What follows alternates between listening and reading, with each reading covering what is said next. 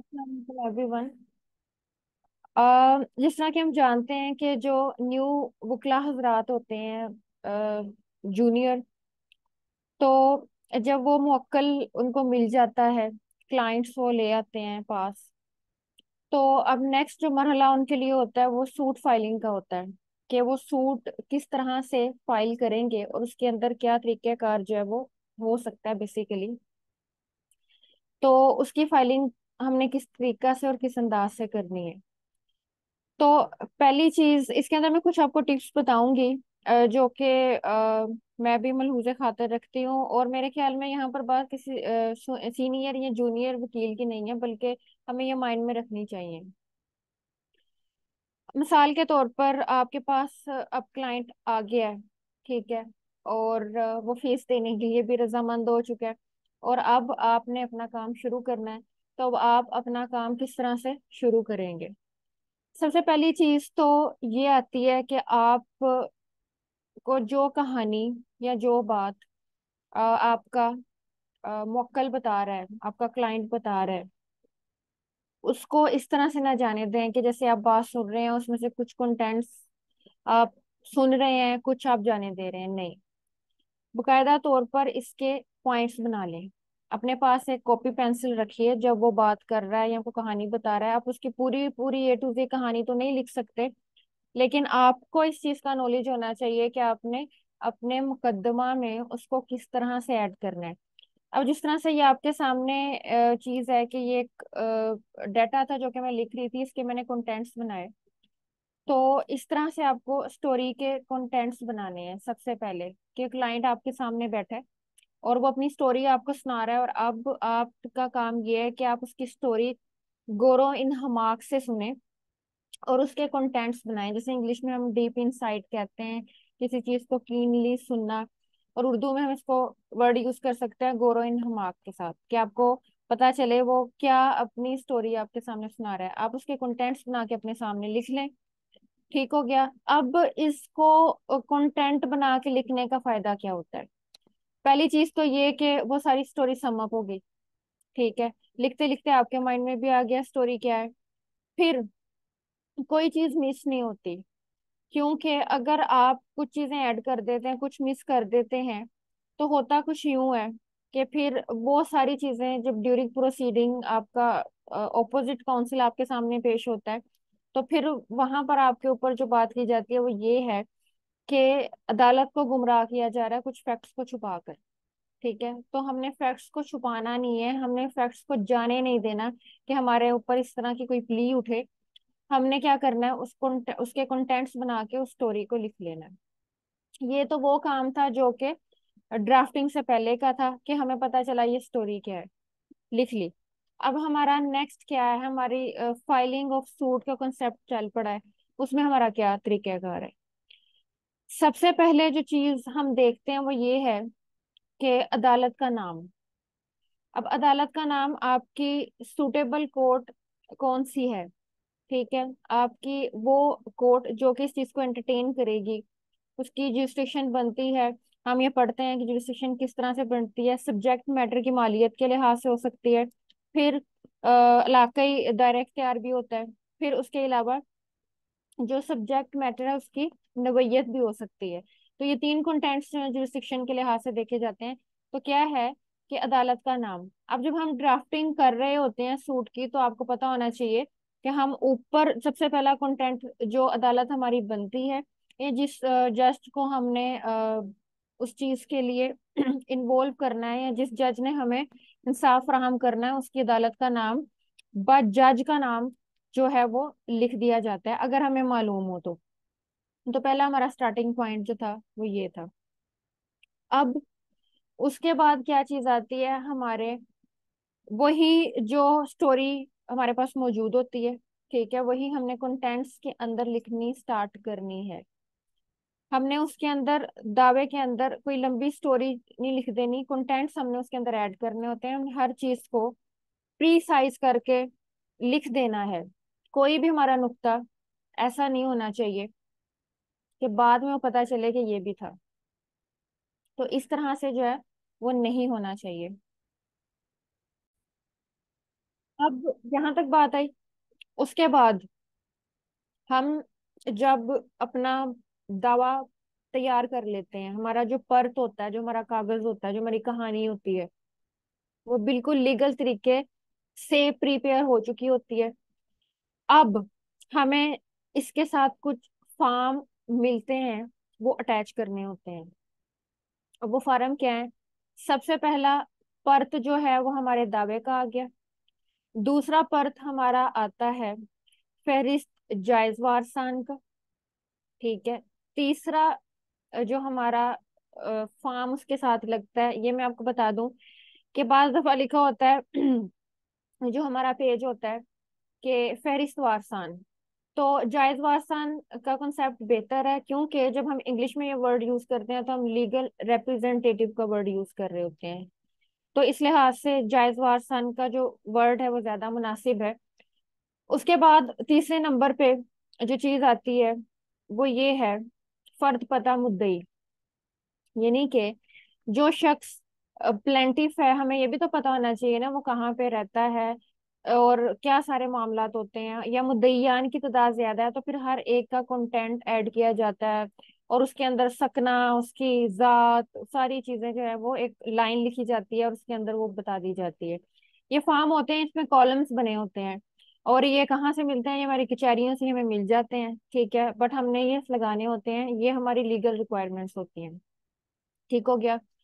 तो ये आ जाता है।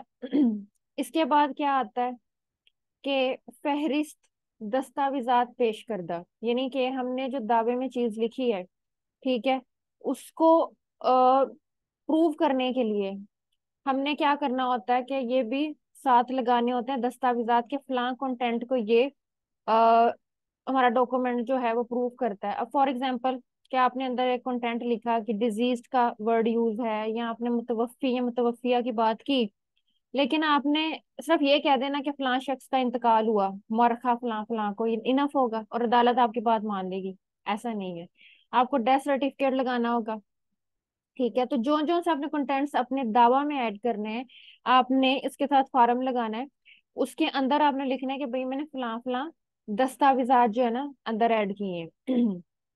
उसके बाद क्या होता है कि आपने फर्द इन्हिसार या फिर फहरिस्त, ऐसी फहरिस्त जिसके अंदर आपने वो डॉक्यूमेंट्स जो शहादत के लिए भी आने हैं वो उनका तस्करा करना है कि भाई मैं इन चीजों को प्रूव करने के लिए ये डॉक्यूमेंट्स पेश करूंगा। और साथ बताया जाता है कि कौन से डॉक्यूमेंट्स आपके कब्जा में है, कौन से डॉक्यूमेंट्स किसी और के पास हैं, तो आप जो है वो कोर्ट तक पहुंचाएंगे। यहाँ तक बात आ जाती है हमारे इस मामले की। उसके बाद नेक्स्ट हमारा आता है जो वकला हजरात के बारे में है, वो हमारी आ जाती है पावर ऑफ अटॉर्नी, कि जिसके लिहाज से जो हमारा मुवक्किल होता है वो हमें ये बात कहता है कि हमें हमारे ऑन बिहाफ जो हमारा वकील है वो केस को परसू करेगा। तो वो पावर ऑफ अटॉर्नी जो है, जिसे वकालतनामा कहते हैं, वो ऐड होता है। उसके बाद लफाफा दस्तावेजात तैयार होता है। लफाफा दस्तावेजात यानी कि समन का पर्त। समन जो जितने भी डॉक्यूमेंट्स थे उसका एक लफाफा तैयार करके हमने भिजवाना होता है किसके पास? डिफेंडेंट के पास, कि आया कि कोर्ट किन डॉक्यूमेंट्स पे बेस करते हुए आपको बुला रही है। वो हो जाता है हमारा ये। उसके बाद 8वें नंबर पे आता है आ, हुक्म इम्तनाई की दरख्वास्त दायर की थी तो उसको एनक्लोज आपने साथ कर देना है। फिर उसके बाद आता है बयान हल्फी, और उसमें जो है वो हमारा जो मुद्दई है वो बयान हल्फी उसकी तरफ से होता है, क्योंकि ये जो हमारे सारे डॉक्यूमेंट्स हैं ये प्रूव करने, ये सारे जो हम लवाजमात लगा रहे हैं ये हम अपने दावा को स्ट्रॉन्ग करने के लिए लगा रहे हैं। तो ये बयान हल्फी किसकी तरफ से होगा? मुद्दई की तरफ से होगा, साइल की तरफ से होगा। और फिर हमारी ये जितनी भी फाइल कंप्लीट हुई है, इसकी उतनी मिकदार में उतनी मुसद्दका नकूल तैयार करवाई जाएंगी जितने के मुद्दा अलैहान है। तो ये 10 चीजें इस तरह की हैं जो कि हमने दावा के साथ लगानी होती हैं। हमारी फिर फाइल जो है, जो कि तकरीबन इतनी मोटी बनती है, ठीक है, वो एक जो है वो सारी चीज बनेगी, और फिर वो आपकी जो ड्राफ्टिंग है वो एक लिहाज से वो चीज कंप्लीट होगी। इसके अंदर आपने ये चीजें मद्देनजर रखनी है। ठीक है। अब मैंने बहुत आसान अल्फाज में आपको सारी चीजें बता दी हैं कि हम स्टेप बाय स्टेप इस तरीके से चलेंगे। ये चीजें हमें कौन बयान करता है? ये हमारा ऑर्डर जो है 678, हमारा सीपीसी, वहां पर आप पढ़ लें। वहां पर आपको ये सारी गाइडेंस मिल जाएगी। आम अल्फाज में बयान कर दी है, ये सारी चीजें इसमें शामिल हैं। अब हमारा क्या चीज आती है कि जब हम सिविल के मामलात में जाते हैं तो हम किस तरह से अपनी अर्जी सामने रखते हैं, इसे हम अर्जी दावे कहते हैं। ठीक है, अर्जी ही करते हैं, हम दरख्वास्त ही करते हैं, तो किस तरह से रखते हैं? या तो हमारा तरीकेकार मुकदमा या सूट का होता है, या फिर दरख्वास्त के जरिए। और क्रिमिनल के अंदर जो चीज होती है वो चालान के जरिए होता है, जो कि एफआईआर से सिलसिला स्टार्ट होके फिर एक फाइल बनती है जो कि अदालत के सामने पेश की जाती है अंडर सेक्शन 173 सीआरपीसी के तहत। तो वो चालान होती है। और दूसरा होता है इस्तगासा, यानी कि प्राइवेट कंप्लेंट। तो ये हो गए फौजदारी की, और ये हो गया सिविल का मामला। ठीक है, तो इस तरह से ये कॉन्सेप्ट चलता है।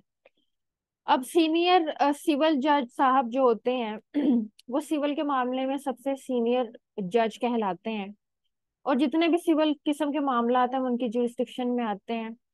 दो तरह के मामला को वो डील नहीं करते। एक तो कॉपीराइट का आ जाता है, दूसरा ट्रेडमार्क से मुतल्लक मामला होते हैं, वो उनको जो है वो उनके जुरिस्डिक्शन में नहीं आते। बाकी जितने भी हैं वो आते हैं। अब सीनियर सिविल जज का कॉन्सेप्ट भी मौजूद है, और सिविल जज दर्जा अव्वल का कॉन्सेप्ट भी मौजूद है। तो क्या जरूरत थी कि वो सीनियर का कॉन्सेप्ट दिया गया? तो होता कुछ यूं है कि वो इजला जो कि बड़े इजला में शुमार होते हैं, वहां पे सीनियर सिविल जज का जो है वो तकर्रुर किया जाता है। और फिर वो अपने बाकी जज साहबान जो उनके साथी होते हैं उनके साथ मिलके अपनी जिम्मेदारियां अदा करते हैं। वैसे जुडिशल कैपेसिटी में देखा जाए तो उनका जो मामला है वो सिविल जज दर्जा अव्वल के लिहाज से उनकी जिम्मेदारियां होती हैं। लेकिन सीनियर सिविल जज इस वजह से कहा कह दिया जाता है क्योंकि वो कुछ एडमिनिस्ट्रेटिव चीजें भी करते हैं। दैट्स वाई हम ये कह देते हैं कि वो सीनियर सिविल जज है। और जब हम क्रिमिनल की बात करें तो हमें सबको इस चीज का मालूम है, इस चीज का पता है कि हमारी जो उसमें बुनियादी और अव्वल जो हमारी कोर्ट आती है वो मजिस्ट्रेट की अदालत है। तो आपने जब सूट फाइल करना है आप अपने सीनियर से भी पूछें, लेकिन आप थोड़ा अपना दिमाग दौड़ाएं और जो हमारे रूल्स हैं, हमारे जो ऑर्डर्स हैं उनको पढ़ें, और आराम से कहानी सुने और उसको अच्छे तरीके से ड्रॉप करने की कोशिश करें। रिटर्न शेप में कंटेंट्स बना लें, किसी चीज को मिस ना करें। अदालत का नाम लगाएं, जो मुतल्लिका फोरम होते हैं वो आप लगाएं। टाइम बाय टाइम वो खुद पता चल जाएगा, ये चीजें आपके फिंगर टिप्स पे होंगी। मजीद ये है कि आप पढ़ रहे हैं साथ साथ तो कचहरी का चक्कर लगा लिया करें। उतना ही आपके लिए भी फिलहाल काफी एज अ स्टूडेंट। और प्रैक्टिकली तौर पर तो आप वहाँ पे मौजूद होंगे, तो कोशिश किया करें कि मुंशी हजरात को ये चीजें फिंगर टिप्स पे पता होती हैं, क्योंकि उन्होंने ये सारे फॉर्म अपने पास ला के रखने होते हैं। तो जब आप सीनियर लॉयर बन जाते हैं तो ये सारे काम मुंशी करते हैं फिर। लेकिन शुरू शुरू में आपको करने चाहिए, और आपको छोटी से छोटी चीज के बारे में पता होना चाहिए कि कहाँ से मिलती है। तो फिर ही आप किसी से भी बेहतर तरीके से काम करवा सकते हैं। तो होपफुली कि ये लेक्चर आपको किसी ना किसी तरीके से हेल्पफुल होगा, और आपको जो है वो मदद फराहम करेगा। अस्सलाम वालेकुम रहमतुल्लाहि व बरकातहू।